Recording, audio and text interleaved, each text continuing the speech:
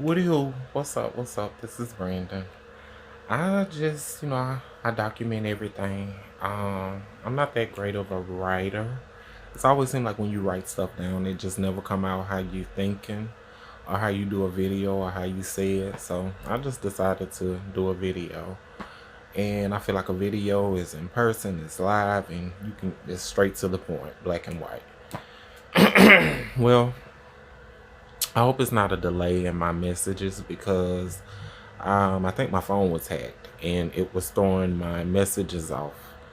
When I speak, it wasn't adding up. So I just wanted to say that. I started my new job today, my first day of orientation at Tyson's. I have to give honor and thanks to God. I'm so very blessed. I thought with the situation I was going through and so many people against me and so much happening, I just thought I would never get there. But very grateful. I had my first day today, and I'm just, you know, in the atmosphere of my own company, and that's always great company. There's been a few little things happen here that I haven't agreed with in the house and outside of the house.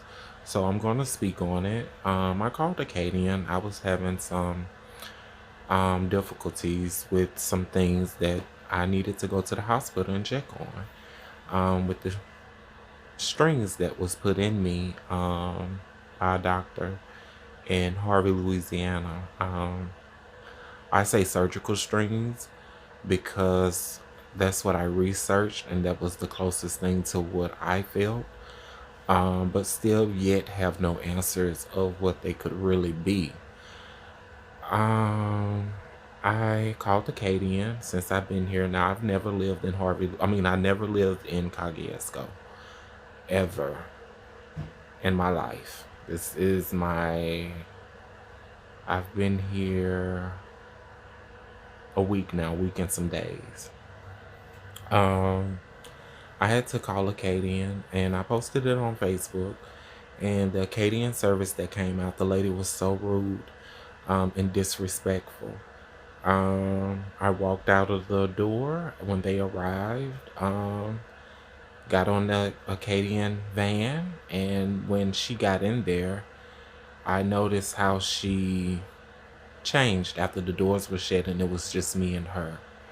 Um, After that, the police came. Why did the police come? How did they come? Because I explained myself very clearly, what I needed Acadian for when I called.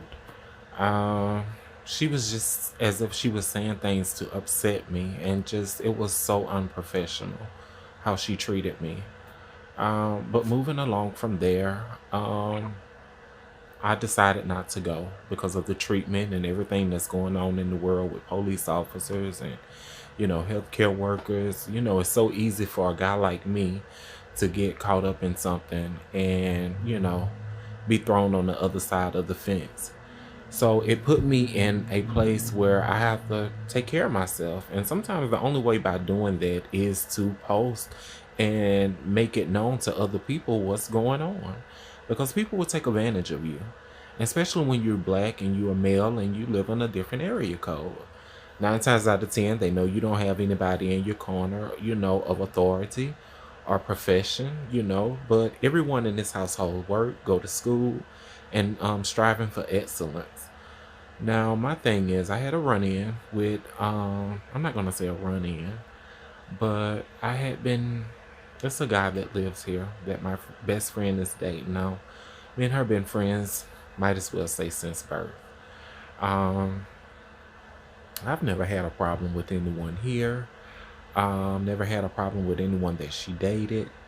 But like I say, when you're in a situation and you have people calling and advising to do certain things, it can put a bad rep on your life. It can bring bad energy to your life, and you're not even asking for it. Things are a little better, but thing is, she has a gun, and he wants to. It's just very suspicious to me that he always wants this gun in his possession and he's very careless with it. So I'm saying this to protect myself. I'm not going to post it, but I am going to send it to a good friend just so they can have it. Now, I don't know if someone advising him to talk to her to get the gun, but it was waved at me a few times and that gun could have went off. It could have hit me. And I just find it very suspicious for him to always want it. Um, that's about as much as I'm gonna speak on that because I do know sometimes my phone has been gotten and certain things that I do document I don't want on Facebook because it involves other people that I love and that I care about.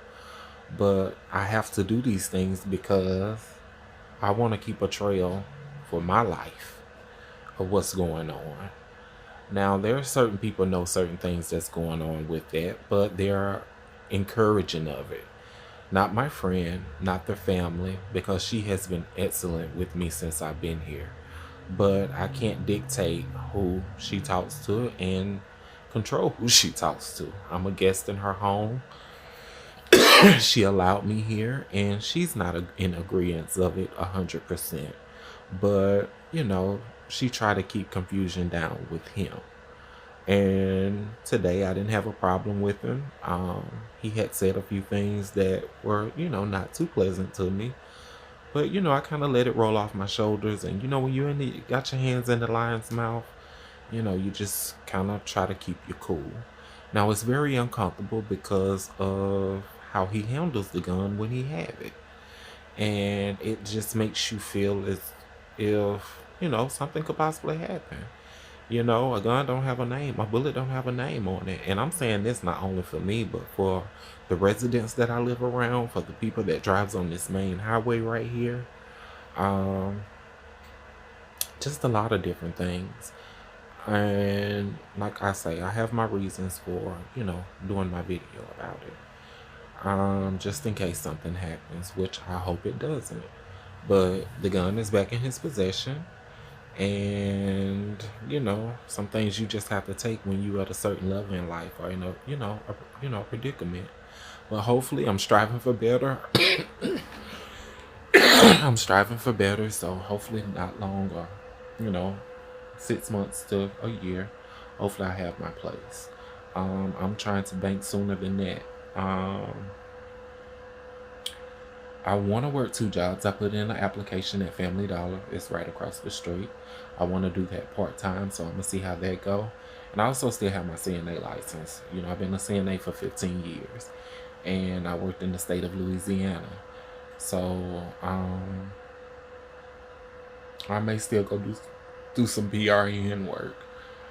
Oh, another thing. I went out to eat with my friend, and they had her grandchild a birthday dinner. And I had been complaining about the strings, but a lot of people don't believe me, which I'm not trying to win anybody on my side. I can pull my own cross. But when things happen, I want them to be aware of it, and I try to get them to see that this is real what I'm talking about. The strings I don't know how they're doing it, but it comes up. I think tissue was removed with the surgical strings, and you can do that. You can either melt it off or you can suction it. And how they do keep you from feeling some of the pain, they use stents to numb you on the inside. And they went up to my temple, and only doctors or surgeons can control this. And when you're running in a pack, and you've been doing these things to people for quite some times, and it's done privately, you have a hard time finding out. The surgeon was doing it so bad, I felt like they was going to pop out of my skin. It was going to pop out of my temple. So I just asked my friend, I say, I want you to feel something. And it wasn't normal. And I took her hand and I placed it on the side of my head. And it scared her how bad it was throbbing out of my skin. Now, this is the same thing I tried to get the doctor to see at Oshner Hospital in Harvey. And he acted as if he had no idea what I was talking about because he could be one of the ones that's contributing to it. But I just wanted to make a note of that. And we was at Longhorn Steakhouse, and it just it scared her. It scared her because it wasn't normal. That's how hard it was pulsating through my skin, but on my temple. So imagine that. That could kill me. Um, I have an enlarged heart right now because of it. When I try to go get medical attention about these things, they send certain doctors in. I believe certain doctors are paid off to get rid of my X-rays tech. They're advising people things about me that is not true, causing problems for people to act a certain way with me. And it's unfair because it puts my life in danger and the people that I'm around that could possibly have nothing to do with it. And it's like they don't care just because they want to hurt me. So I'll never stop talking about it because it's still current in my life and it's happening. And I think sometimes the best thing to do is to acknowledge what's going on and to make record of it. That's the best I can do for right now. So enough said about that. I thank God for being here. I thank God for my friend, and I thank God for her family. Um, I ask that the Lord keep me and bless me through these very difficult times in my life. That's how my immediate family relationship was ruined because someone was calling her and advising her different things. And it just put a bad damper on our relationship, my mom and my sister. I have never had this treatment from them in my life. I've never had to deal with anything at this to this magnitude. So it can be very frustrating, but I have the will and the power of the Lord, and I was raised with that. So I'm gonna go with that, and I'm gonna continue to strive for excellence because I'm a black man, and I'm determined to do what I have to do. If it's nothing but keep a job and a roof over my head so I can take care of myself. But I'm not going to allow anyone to tell me that I can't take care of myself and how to live my life when I'm not breaking any laws and I'm not out there living ungodly. I'm always where I'm supposed to be, and I'm always doing something constructive to fight for my life. And no one knows no one's story or could assume anything about someone unless you come talk to them and find out what's going on. So don't assume about me. If you want to know something about me, come to me respectfully, first of all, and ask me, and I'll tell you what you want to know.